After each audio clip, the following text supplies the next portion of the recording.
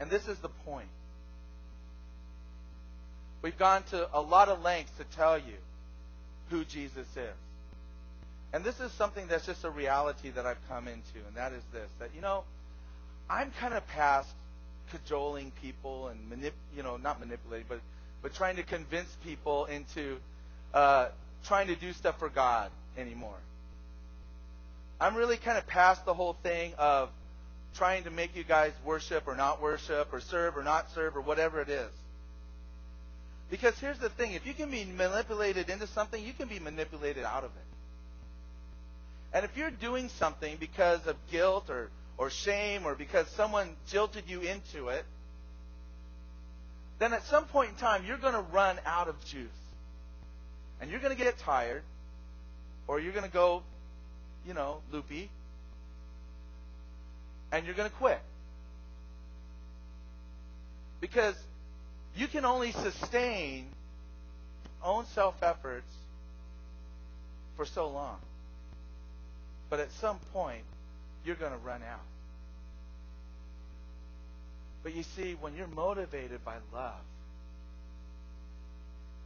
when you're motivated by passion, when you're motivated by that drive to please that one whom you love, nothing stops you. Nothing gets in the way. And if it gets in the way, you just kick it out of the way because you're going through. It doesn't matter if circumstances come into your life. When you're on the mountain, you're going to worship. When things are broken, you're going to worship. When it's soaring, you're going to worship. You're going to worship. Why? Because you're in love with the person. And when you come to that place of being in love with Jesus, when you see Him for who He truly is, I'm going to have a problem. Because I'm not going to be able to shut you guys up. I'm not going to be able to stop you. I remember one time we were leading worship at a conference, and God had done this incredible work amongst the people. And we broke into this time of celebration. And I remember at one point, I had lost my voice. I was tired. Everything was drained out of me, and they were supercharged. And I turned to the band, and I said, man, we've got to catch up to them. They're pushing us on. Because they're so madly in love with Jesus right now, they can't stand it. You see, when we see Jesus for who He is, when we understand the grace of God that's been afforded to us, and how free it is, then you know what? It's a message you don't want to hold quiet. You want to tell people about it.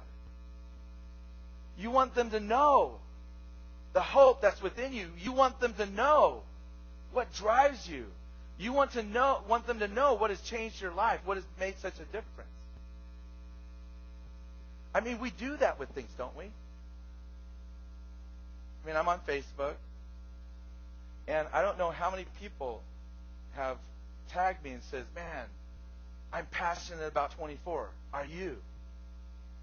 And, I love the show, but it just made me sit back and think, wow, I wonder if they would tag me and say, I'm passionate about Jesus. How are you?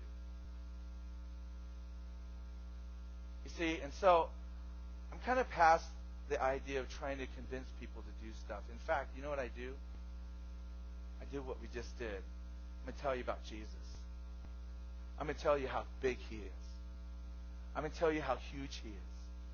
I'm going to tell you how He holds everything together, just like what we see here.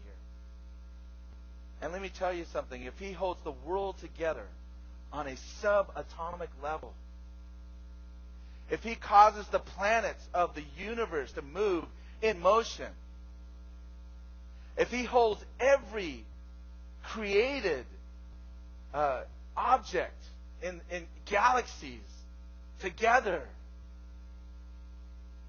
do you think that He can hold your life together? Do you think that He can hold your marriage together? Do you think that He can protect your kids? Do you think that He is in fact Lord of all? And so you see, the problem isn't that we're battling against sin. The problem is we're battling against belief. Do you believe it?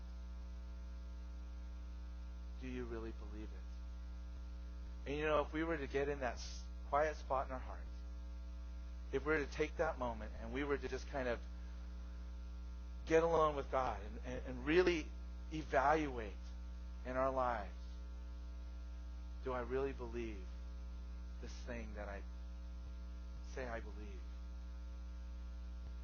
My guess is we would discover that there's areas where we really don't believe. I know in my own life, one of those areas for me was I believe God could do all kinds of things in everyone else's life. But I didn't think He wanted to do it in my life.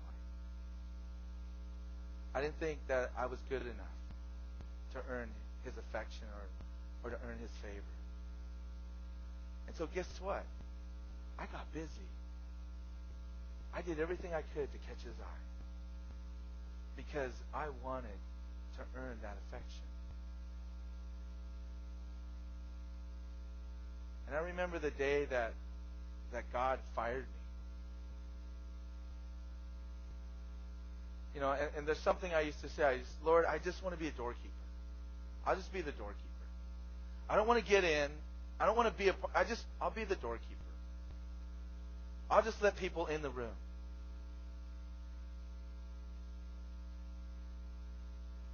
And so I'm praying, and Jesus comes to me and He says, Holland, you're fired. And I was devastated. And He said, there's no room for employees at my table. There's only room for sons and daughters. There's only room for sons and daughters. You and I only have a place at the table because we've been born into the family by the Spirit of God. We've been adopted as sons and daughters. And as adopted sons and daughters, we cannot be disinherited.